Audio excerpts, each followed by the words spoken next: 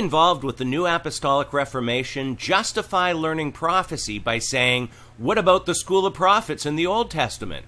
This refers to passages in 1 Samuel and 2 Kings, and the words school of the prophets don't actually appear in most Bible versions. We see the company of prophets, or a group of prophets. Even in the Hebrew, we see it here as group, and here it shows company or band.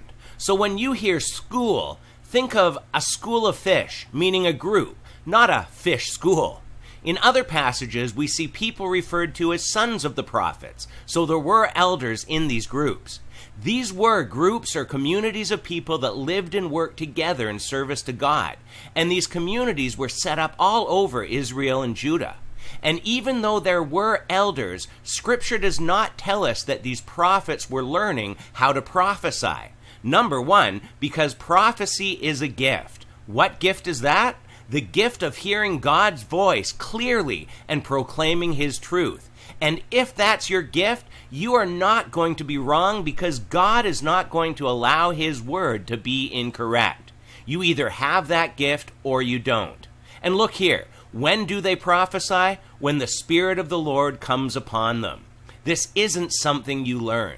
But sadly, we have so many people trying to make a buck from this movement. With this one, you can take the School of the Prophets and the School of Deliverance for the price of $175. But all this confusion can be understood with one statement under, why do you need prophetic training? And it says, prophetic gifts need to be taught and experienced from someone who is already operating out of that gift. This is not true. Gifts are from God. Period. And no human can teach them. Whenever you see the words gifts and learn or teach or must be taught, you should be asking yourself, where do we find that in the Bible? And the answer is, we don't. And even though this site refers to these groups as schools, it also explains they were not a monastic order as some suppose, nor were they merely theological students, though they probably did study the law and the history of God's people together with sacred poetry and music. But one thing we can be sure of is that they were not learning the gift of prophecy that only God gives some. So,